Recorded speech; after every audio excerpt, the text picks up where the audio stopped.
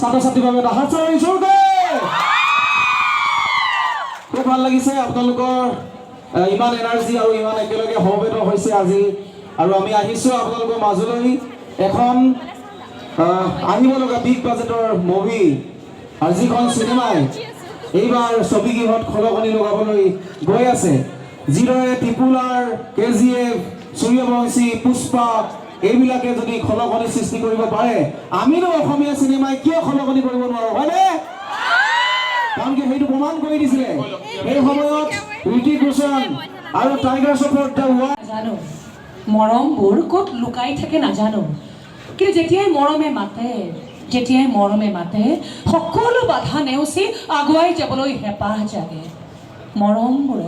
মৰমবোৰক আঁকোৱালি ল'বলৈ মন যায় মৰমবোৰ কাঢ়ি আনিবলৈ মন যায়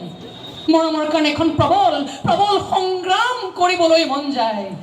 যেন এখন ভয় লগা যুদ্ধ মৰমৰ বাবে মৰম বিচাৰি ফুৰা মই যেন এগৰাকী ৰণাংগিনী পাৰাপাৰ ভাঙি মৰমেৰে উপচি পৰা মই যেন এখনি বুৱতী হিয়া পবিত্ৰ মৰমবোৰ বুকুত সামৰি ৰখা মই যেন এখনি সুতস্বিনী গংগা মই সৃষ্টিদয় সমবাসী ৰাইজৰ ৰঙালী বিহু ওলগ জনাইছোঁ আৰু ভাল খবৰ আহি আছে 6 মে গংগা এখনি বুৱতী হিয়া অহা 6 মে'ত যাব নাপায় বুলিতো 6 মে গংগা আপোনালোকে মৰিচিকা চাই আছেনে মই মৰিচিকা মাইনা হয় আৰু মই আজি মৰিচিকা মাইনা হৈ অহা নাই মই জিন্তি মাইনা হৈ আহিছোঁ আৰু সকলোকে এটা চিলাব লাগিব যিমান শক্তি আছে সিমান চিলাব লাগিব দৌৰি দৌৰি যাম অসমীয়া চিনেমা চাম দৌৰি দৌৰি যাম অসমীয়া চিনেমা চাম দৌৰি দৌৰি যাম অসমীয়া চিনেমা চাম এটা ধুনীয়া মৰম ডাইলগ কম এটা ছোৱালী তোৰ ৰাতিপুৱা ইমান ভৰি কিয় মাৰো হা মোৰ কাষত এটা ফুটবল হৈ থকা যেন লাগে যে অহা 6 মে'ত আপোনালোকে চাব আহিব কিন্তু আৰু প্ৰতিগৰাকী মাকে অনুভৱ কৰে কিন্তু এওঁলোকে যেতিয়া এটা সময়ত বোলে মাতৃ হ'বগৈ তেওঁলোকেও গম পাব সন্তানে সদায় গোৰ মাৰে ৰাতি সময়তে আৰু প্ৰতিগৰাকী চাগে সন্তানে মাকক ফুটবল বুলিয়ে ভাবে ৰাতি গোৰ মাৰে গতিকে সেই তেনেকুৱা ধৰণৰ মিঠা বৰ মৰমলগা সংলাপ আছে আৰু এজনী আমাৰ অকণমানি পখিলা এজনী আছে তাই ধুনীয়াকৈ সংলাপ এটা ক'বলৈকে নমস্কাৰ মই অভিলাষা ডেকা আপোনালোকক ৰঙালী বিহুৰ শুভেচ্ছা জনালোঁ লগতে অহা 6 মে'ত গংগা এখনি বুৱতী হিয়া ফিল্মখন চিনেমা হলত ৰিলিজ হ'ব আপোনালোকে চাব আৰু কেনেকুৱা লাগিল আমাক জনাব ধন্যবাদ আৰু এটা মৰম লগা ডাইলগ খাওঁনে তাই দাইলখন বৰ টেষ্টি বনাও দে তই বনোৱা দাইলখন খালে মাছ মাংস খাবলৈ মনে নাযায় এয়াতো পিকচাৰ অভি বাকী হে মেৰে দোস্ত এটা সিৰ্ফ ট্ৰেইলাৰ থা এনেকুৱা মৰম লগা সংলাপ যেতিয়া হলত ওলাব দৰ্শকে নাহিব গংগা চাবলৈ নহয় মই এবাৰ আমাৰ মাইক্ৰফোনটো আগবঢ়াই দিছোঁ ৰাগ ক'ত গুচি গ'ল আমাৰ জোনবাই জানমণি মই যোগেশলৈ মাইক্ৰফোনটো আগবঢ়াই দিছোঁ প্ৰথমতে ক'লোৱে গুণ্ডা ভিলেইন যোগেশক ভিলেইন বুলিয়ে জানে ভিলেইনৰ সুৰত হেল্ল'টো ওলালেই নহয় তাই কি ক'ম আৰু ভইচটোৱেই তেনেকুৱা মোক চিনি পাইছেনে বাৰু মোৰ ঘৰ বেছি দূৰ নহয় পাতিদং দেওবৰদৈ ওচৰত চিনি পাইছে নাটক চাইছেনে নাটক চাইছে এবাৰ জয়মতী চোৱা হৈছেনে জয়মতী চাইছিলে লালু ফুলাক চিনি পাইছে নাই পাইছে আছে নেকি আৰু শেহতীয়া কয় মোৰ এইটো একচুৱেলি বেলেগ প্ৰডাকশ্যনৰ পৰা বেলেগ হেৰি তোমাৰ কথা গীতটি কোনে চাইছে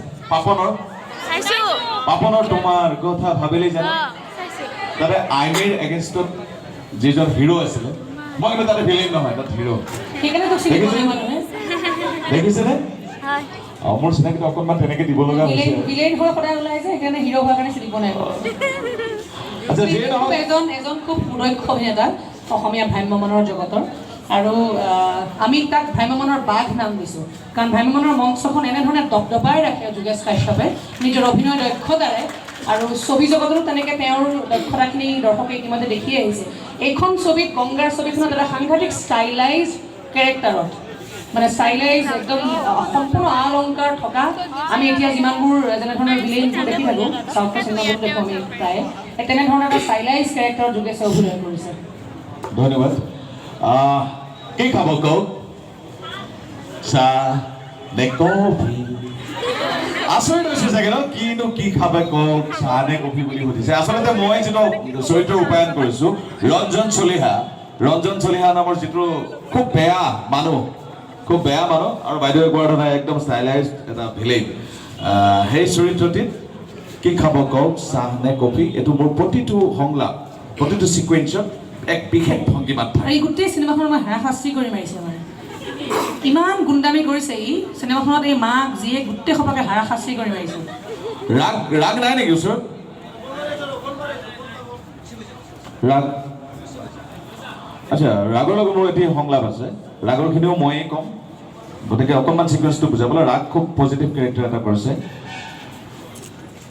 নমস্কাৰ মই ৰঞ্জন চলিহা মোৰ ভাইটি এটা কেছত ফচি আছে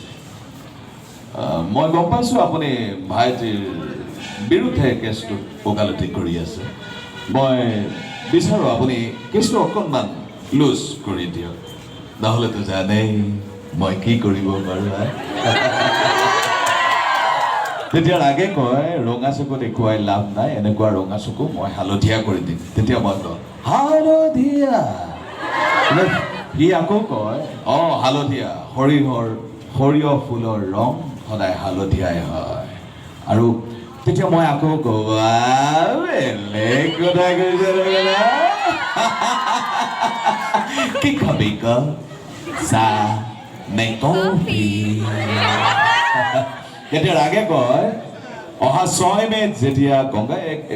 এইখিনি অৱশ্যে অলপ মডিফাই কৰা হৈছে আমাৰ প্ৰমোশ্যনৰ কাৰণে অহা 6 মে'ত যেতিয়া গংগা ৰিলিজ হ'ব সেইদিনা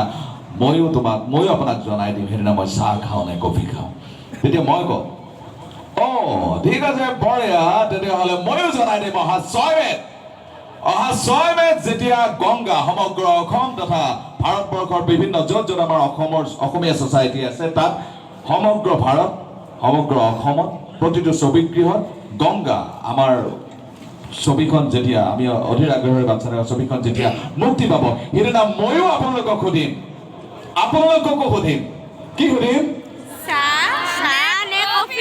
কি খাব কওক চাহ নে কফি এবাৰ মোৰ নিচিনাই কোৱা না মই যেনেকৈ মূৰটো লৈ আছোঁ কি খাব কওক চাহ নে কফি মনত থাকিব যেতিয়া চৰিত্ৰটি যেতিয়া ছবিখন আপোনালোকে হলত উপভোগ কৰিব তেতিয়া মনত পৰিব তেতিয়া অৱশ্যে মোৰ গেটআপটো অলপ বেলেগ আছিল